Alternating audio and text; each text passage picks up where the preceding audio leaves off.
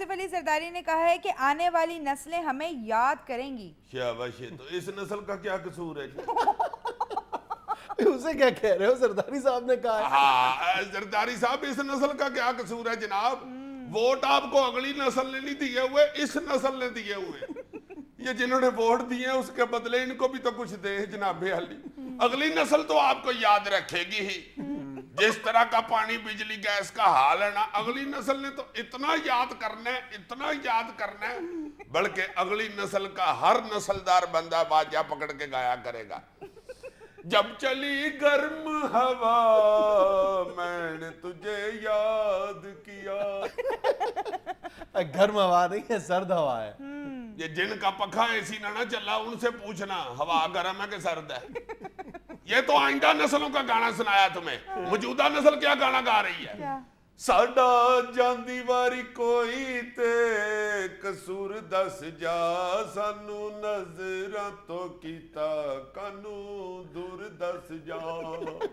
जांदी वारी क्या मतलब? तुम्हारा मतलब है जरदारी साहब जा रहे हैं? यार गलत मतलब ना निकाला करो। ये जब इंडिया जा रहे थे जरदारी साहब तो बाबर अमान बॉर्डर पे खड़ा होके गा रहा था। बॉर्डर पे। चले अजीज साहब, बाबर रवानी की खबर सुन लें। ये बाबर अमान को जब याद करें आ जाता है। बजट खुशखबरी ना लाया तो अवामी एहतजाज में शामिल हो जाऊंगा। यानी बजट में खुशखबरी ना हुई तो अवाम में मिल जाएंगे जी। जरदारी साहब, मुर्शद पाक मैं सदके जाऊं, बजट में कोई खुशखबरी दे दें जरूर, पावे अगले दिन खत्म कर दें, आपकी बड़ी मेहरबानी। वरना ये ना हो कि आप बजट में खुशखबरी ना दें और बाबर अवान साहब आके अवाम में मिल जाए। नहीं, देखिए हजूर मुर्शद पाक, हमने महंगाई बर्दाश्त की, हमने गैस बिजली की लोड शेडिंग बर्दाश्त की, हमने बेरोजगारी बर्दाश्त की, हमने करप्शन बर्दाश्त की, मगर बाबर अवान नहीं जज साहब, नहीं, ये नहीं हो सकता जज साहब। क्या ऐसे फजूल बोलते जा रहा है? वो अवामी आदमी है, उनको अवाम से मिलने दो ना जुनैद सलीम, नहीं, खुदा के लिए नहीं। ये जिया लीग में मिले थे तो उसका सत्यानाश हो गया था, पीपल्स पार्टी में मिले उसका अठयानाश हो गया, अब कहीं अवाम में मिले तो अवाम का दसयानाश ना हो जाए। नहीं नहीं नहीं, प्लीज नहीं। शहबाज शरीफ ने कहा है कि इस्तीफा दे सकता हूं मगर बदअहदी करने वाले सदर का इस्तकबाल नहीं कर सकता। मुझे समझ नहीं आ रही कि शहबाज शरीफ साहब ने अब नई फर्द जुर्म क्या आयद की है सदर जरदारी के मतलब खिलाफ? तुम्हारा? कौन सी बदअहदी अब ये 5-6 माह के दौरान जरदारी साहब ने की है? जब उन्होंने इतनी बदअहदियां की थी बकौल नून लीग के, उस वक्त तो नून लीग ने इस्तकबाल, उस वक्त तो यानी रायवंड में नाश्ते भी हो रहे थे, इस्लामाबाद में दोपहर के खाने भी खाए जा रहे थे, अपनी जो दोस्ती है उसको अगली नस्ल तक मुंतकिल करने की बातें भी हो रही थी। अब ऐसी कौन सी बदअहदी की है या जरदारी साहब ने अब ऐसा कौन सा जुर्म किया है पिछले 1 साल के दौरान जो पहले 2 बरसों के दौरान नहीं किया था? यार तुम्हारा क्या ख्याल है? शहबाज शरीफ साहब फजूल ये बयान दे रहे हैं। नहीं, फजूल नहीं बयान दे रहे हैं। प्रॉब्लम सिर्फ इतनी है कि इलेक्शन सर पे है, ये सारा कुछ जो था अकॉर्डिंग टू द स्क्रिप्ट हो रहा है। तो ठीक है ना, इलेक्शन कोई फिर मामूली चीज तो नहीं ना होती, बड़ी अहम चीज होती है।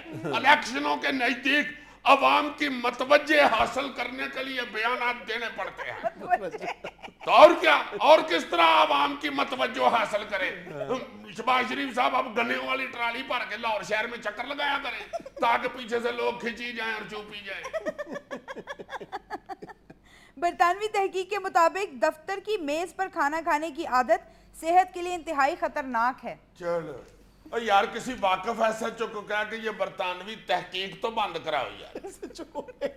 जो गलत तहकीक है ना ये गोरे करते जाते हैं। दफ्तर की मेज के ऊपर खाना रख के खाना इंतहाई खतरनाक है। हमारे दफ्तरों में तो टेबल, ऑफिस टेबल घट और डाइनिंग टेबल ज्यादा लग रही होती है। ना भी कुछ खाने के लिए मिले यार, मकई बना के कितनी सारी ढेर लगा लेते हैं।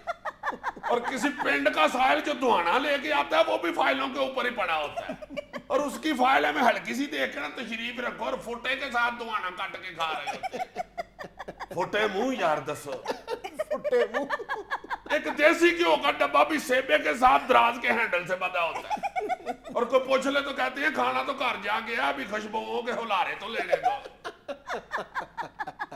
बाहर धूप में साइलों की लाइनें लगी होती हैं, और ये लंच वक्फे से को आधा घंटा पहले ही वक्फा करके बैठ जाते हैं, गुफ्तगू शुरू हो जाती है। चट्टा साहब आपके कल आलू कोफ्ते कोई इतने अच्छे नहीं थे, मिर्च बड़ी तेज थी। मिर्चों से लग रहा था कि भाभी ने मुझसे में भेजे है। आगे से चट्टा साहब हंस के कह रहे होते हैं, चलो बेशक मिर्चें तेज थी, साथ उसने खरबूजे भी भेजे थे यार। नहीं चट्टा साहब आप ये बहाना कर रहे हैं, चलो रहने भी दो, अब कल की कसर आज निकाल दिया तुम्हारी भरजाई ने, देसी घी का गंदलों का साग भेजा यार, क्या कर रहे हैं। और जब 25-30 अफसरों के खाने टेबल पे खुलते हैं तो क्या खुशबुएं आ रही होती हैं, और साहिल बेचारे खिड़की में से सूंघ रहे होते हैं और आपस में बातें कर रहे होते हैं। मैं कहा चाची हो इतनी रोटी खा के है जानी हो जाता। चाचा पीछे से कह रहा होता है मेरे बड़े भरा ते हो गया ये इन्हां दा हुण मैनूं पता नहीं, भाई जी रोटी बाद च खा लेना, मेरी दरखास्त फड़ लवो। और उसे गुस्से से आगे से कहते हैं रोटी वास्ते यही नौकरी करनी है, ठहर जाओ एक मिनट। डेंगू से बचाव के लिए चिड़ियाघर के तालाबों में मच्छर के अंडे खाने वाली मछलियां छोड़ दी गईं।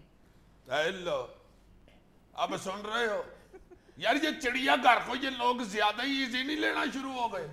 और तालाब में जाके मच्छर के अंडे खाने वाली मछलियां छोड़ दी हैं, तो जो तालाब में जानवर बेचारे रह रहे थे वो अब किधर जाए। यार तुम हंस रहे हो, चिड़ियाघर में भी आखिर इंसान रहते हैं।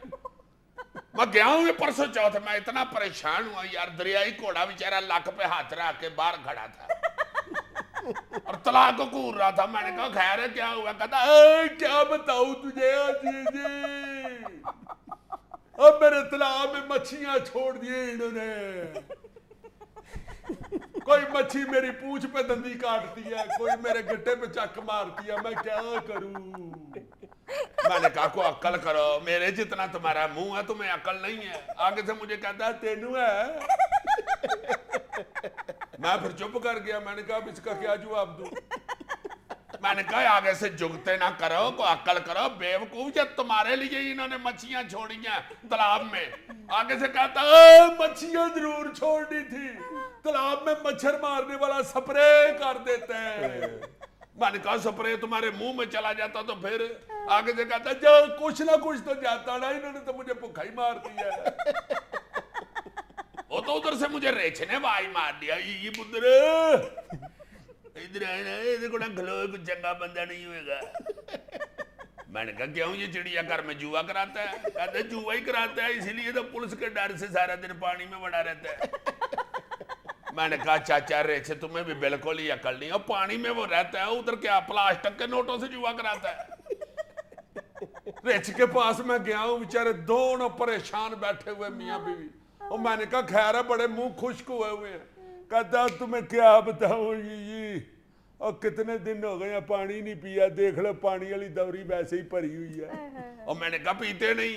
कहता पता नहीं इन्होंने इधर स्प्रे छिड़क दिया, ये चाची तुम्हारी को कह रहा हूं तुम पी लो, पहले पीती नहीं। रेशनी तो लाड़ी पड़ी उससे, कह दिया उतरे पहले आप ही। हाँ जंगल में तो मुझे कहते थे कट्ठे जियेंगे तो कट्ठे मारांगे, और तेन लाहौर की हवा की लगी तो बतीत ही हो गया। रेछा ऐसा खोचल नाम राज आगे से कहता है ये पुत्र साड़ी लड़ाई नहीं मुकनी, तू पी ले। नाज़रीन यहाँ में लेनी एक छोटी सी कमर्शियल ब्रेक, हमारे साथ रहिएगा। मैंने कहा चाचा मैं पी लूं, तू बड़ियां तो मलंगा पाई।